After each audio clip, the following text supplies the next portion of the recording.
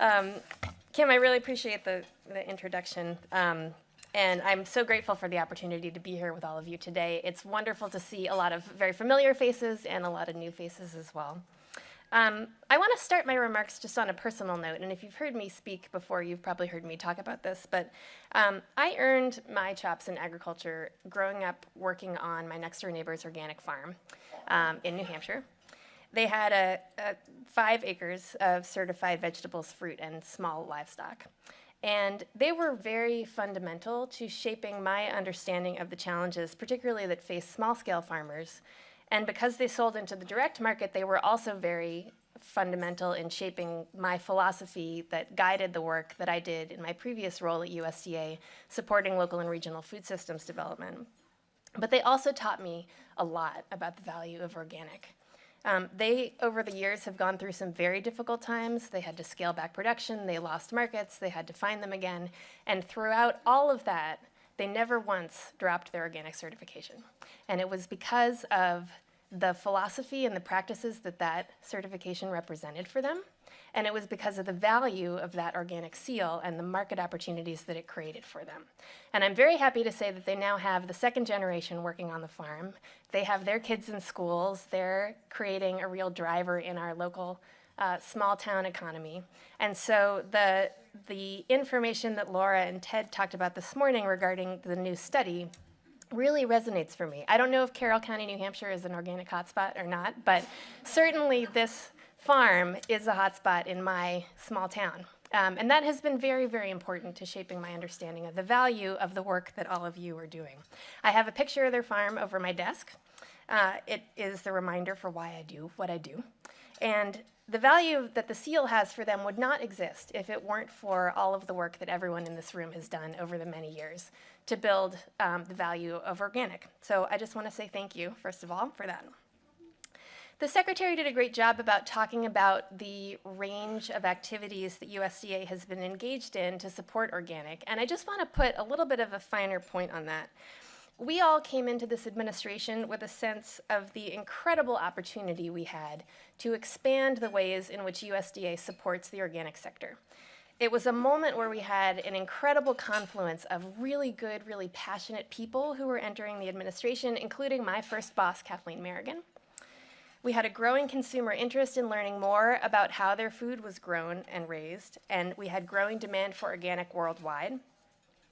We had a recognition that to keep rural America thriving, we needed to support new, high-value market opportunities like organic. And we had a surge of interest among new people across the spectrum in getting into farming and in growing in more sustainable ways. It was an incredible moment of opportunity. But as much as we like to think that we know a lot, and I think we do at USDA, we don't have all the answers about how to do this work well.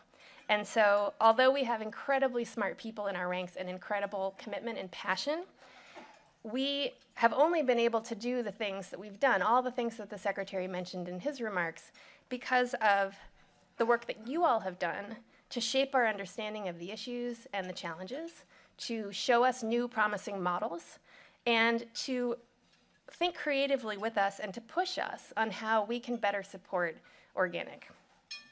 Through this partnership, we've been able to do a lot. And I'm really proud to have joined the Ag Marketing Service, which is an agency within USDA that has really been at the forefront of this work as the agency that oversees the National Organic Program and the National Organic Standards Board.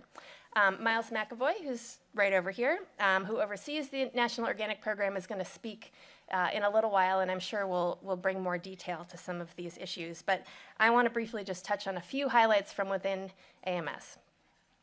One of the ways we're helping you create new markets is through organic equivalency. And the Secretary talked about this, so I won't go into it at great length. But we have established agreements over the course of this administration with Canada, the EU, Japan, Korea, and Switzerland, markets valued at over $35 billion. And organic products certified in one country can now be sold as organic in other respective markets, which we hope reduces the cost of duplicative certifications and fees and inspections for you. OTA's own research shows that these agreements have increased organic exports by 58% between 2011 and 2014 over what we would have seen had these agreements not been in place. So I think that's incredibly important, and I want to make sure to note that you all have been a critical partner in our work on this. Your expertise has helped us get this work done, and so we are very grateful for that. We're very excited about the recent efforts that, again, the Secretary referenced to establish a new equivalency agreement with Mexico. We signed a letter of intent with the Mexican government this past October, and most recently we conducted a formal discussion with them in April. So things are moving forward. We're very pleased with where we are in the process, and we think this agreement will be very, very important as we look ahead to continued market access for U.S. products once Mexico's organic regulations take effect about a year from now. At AMS, we're also focused on ways that we can promote market development through better access to transparent information about the organic industry. We are very proud of our Organic Integrity Database, which I know a lot of you are familiar with. It makes it easy for anyone to search for organic farms or businesses or certifiers. And it provides transparency around who's certified organic and thereby deters fraud. But it also promotes market visibility for those operations, which is so very important. We built the system in less than 10 months, which is possibly a record in government, with input and feedback from a really engaged group of stakeholders, including OTA. Please, please keep sharing your thoughts with us on that database. We're continually refining it, and we're really open to suggestions. So I hope we can keep the dialogue going, and we really appreciate the work that you did to help us get to where we are. Another very critical element of AMS's work is to ensure that organic standards are strong, transparent, and meaningful, and that they continue to provide value to organic businesses and consumers. We have a number of rulemaking processes underway to help support this goal. The Secretary mentioned we recently published a proposed rule on organic livestock and poultry production, and we're currently receiving comments. Please submit your thoughts and ideas during the comment period. We're also working on finalizing the origin of livestock proposed rule. And there are a few others as well that Miles may touch on in his comments, but I'm certainly happy to talk about them more in the Q&A. We also published a final rule in December that exempts organic producers from paying into research and promotion programs or marketing orders. We're now working with you on OTA's proposal for an organic research and promotion program, and I see there's many endorsers right over there. This is a really complex proposal. It's very, very different from anything that we have traditionally seen in terms of proposals from industry. It was really important to me coming in that we had the best team of people working on this because it is complex and it is very, very important. So I want you all to know that we have a really strong team at AMS that is working on this and continuing to move it forward as quickly as possible. The last accomplishment, sure, give them a round. And I just get to take credit for their good work, but they are very much in the trenches and have worked very closely with OTA in going back and forth on some of the technical issues. So I really appreciate that partnership too. The last accomplishment I want to mention is perhaps the most important to USDA's long-term work on organic. AMS recognized that we are just one agency, and although we play a major role in the organic space, it is absolutely critical that all of the agencies in USDA are aware of and can support the needs of the organic sector. We are not going to have anything to help you market if you can't access crop insurance, if the research isn't there for you, if the supply chain businesses aren't there. It is really important to us that the rest of those pieces of the chain work. So we've invested in a full-time person. Now it's Betsy Ricola right over there. It used to be Mark Lipson, who I just saw back there as well, who's charged with working across USDA with all of our 17 agencies to bring the organic perspective to the table in conversations ranging from the research agenda to crop insurance to the ag census to many, many, many other things.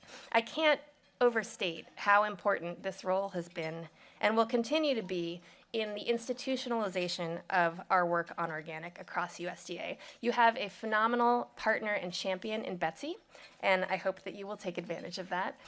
But she is a career employee. She will be here across the transition administration, and I think that that is one really important way that we're going to be able to keep the drumbeat up to make sure that USDA is serving you in all the many ways that, and with all the tools that we have at hand.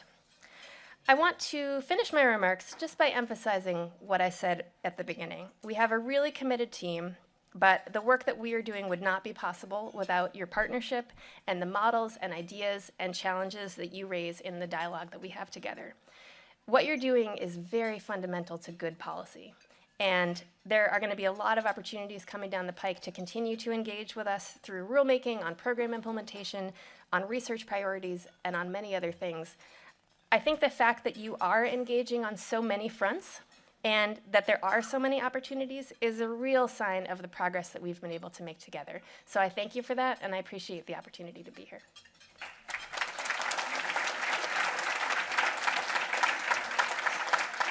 Yep, and I'm happy to take a couple questions.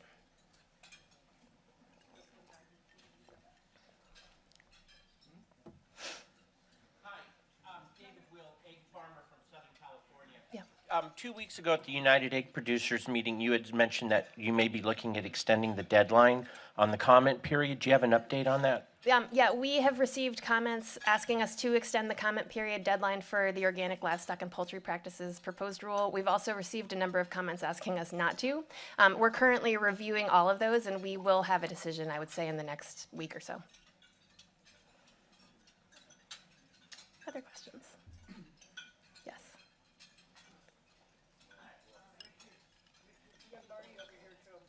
Legal lawyer in Washington, D.C.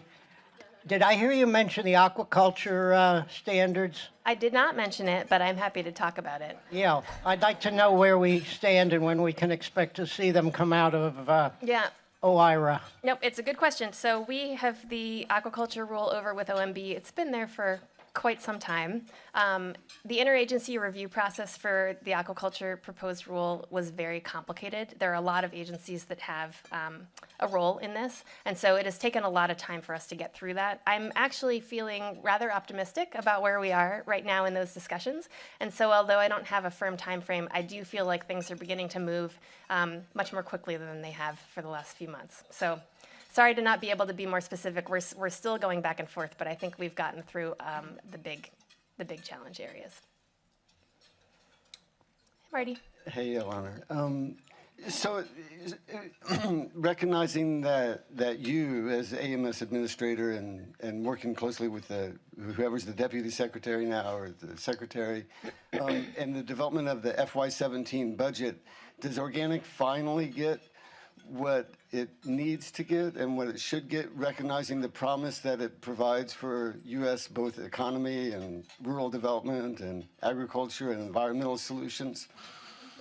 That's a big question. So, I certainly can't speak for the entire department, but I will say this. It's going to be a weird budget year for us because of the administration transition.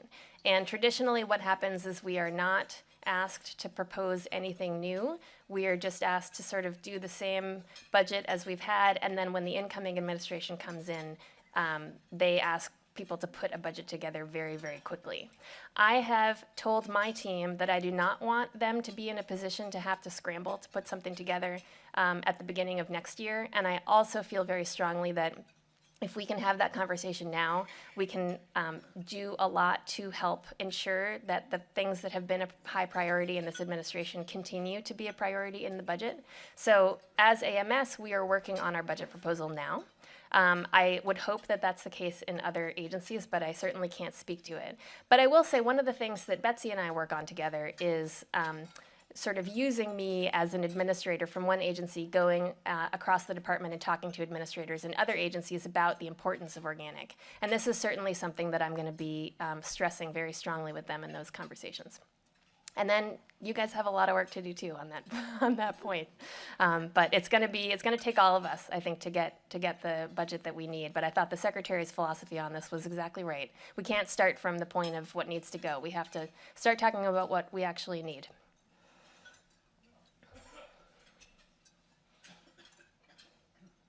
Anything else? All right, thank you so much for the opportunity to speak with you.